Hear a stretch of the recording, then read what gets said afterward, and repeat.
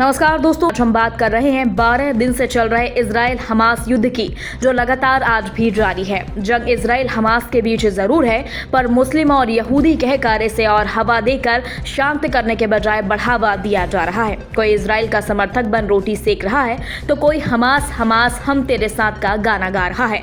राजनीति के तहत अब युद्ध भी धर्म और जाति पर आधारित होने लगे हैं, जो अतिशीघ्र दुनिया के विनाश का सबसे बड़ा कारण हो सकते हैं। दोस्तों, भारत में कुछ जरूरत से ज्यादा हमास और इजराइल के समर्थक पैदा हो चले हैं, पर सभी ढपोल शंख यह कहने से घबरा रहे हैं कि हमास के साथ इजराइल, उसकी सरकार, उसके हुक्मरानों ने गलत किया तो हमास ने बदला ले लिया।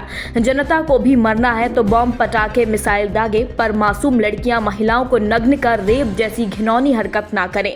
जो हमास और मुस्लिम ईमान को शर्मसार करे, यह तो कोई नहीं बोल रहा। हमास और फिलिस्तीन के साथ इजराइल का समर्थन हर कोई कर रहा है। जिनकी इज्जत लूटी जा रही है, बेरहमी से कत्ल हो रहे हैं, उनके लिए किसी के पास दो शब्द भी नहीं। भारत में भी हमास के समर्थन में एनसीपी चीफ शरद पवार लगातार बोल रहे हैं, जिसको लेकर असम सीएम हेमंत शर्मा ने तंज कसा। उन्होंने कहा कि क्या शरद पवार अपनी सुप्रिया सुले को हमास की तरफ लड़ने के लिए गाजा भेजेंगे। दोस्तों, आपको बता दें कि इजराइल हमास जंग में शरद पवार ने फिलिस्तीन का सपोर्ट किया है, जिसके बाद बीजेपी ने उनकी कड़ी आलोचना की, साथ ही फटकार लगाई, जिस पर हेमंत सोरेन ने कहा, मुझे लगता है कि शरद पवार सुप्रिया मैडम सुले को हमास के लिए लड़ने के लिए गाजा भेजने वाले हैं।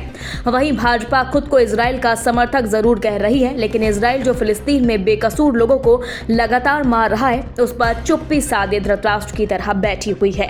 महाराष्ट्र की शान पीवी नरसिम्हा सरकार में 1991 से 93 तक रक्षा मंत्री रह चुके शरद पवार को कटघरे में खड़ा कर इजराइल की जगह हमास के समर्थन की बातें कह रहे हैं, जिस पर विपक्ष को तो सांप सूंघ गया। पर बीजेपी और केंद्रीय मंत्री पीयूष गोयल ने पवार के बयान पर टिप्पणी करते हुए कहा कि इस सड़ी हुई मानसिकता को रोकना होगा। केंद्रीय मंत्री ने कहा कि ये बहुत परेशान करने वाली है जब शरद पवार जैसे वरिष्ठ नेता इजराइल में हमले पर भारत के साथ खड़े न होकर आतंकियों का साथ दे रहे हैं। यही नहीं, केंद्रीय मंत्री नितिन गडकरी ने भी पवार के गैर जिम्मेदाराना बयान की निंदा की।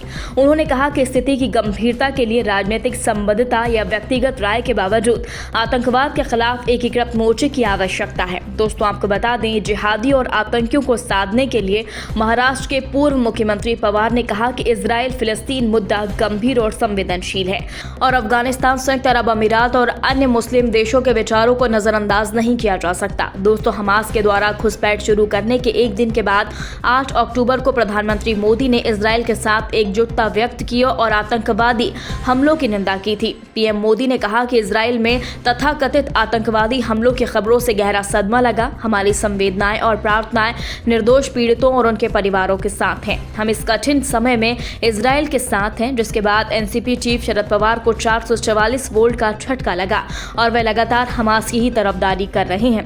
दोस्तों, इस खबर पर आपकी क्या राय है, कमेंट बॉक्स में हमें जल्दी बताएं। यदि आपने अभी तक हमारे चैनल को सब्सक्राइब नहीं किया तो प्लीज बेल आइकन दबाकर अभी हमारे चैनल को सब्सक्राइब करें। खबर अच्छी लगने पर लाइक शेयर करना बिल्कुल ना भूलें। अगली ताजा खबर के साथ हम जल्द आपके बीच हाजिर होंगे। तब तक के लिए नमस्कार, जय हिंद।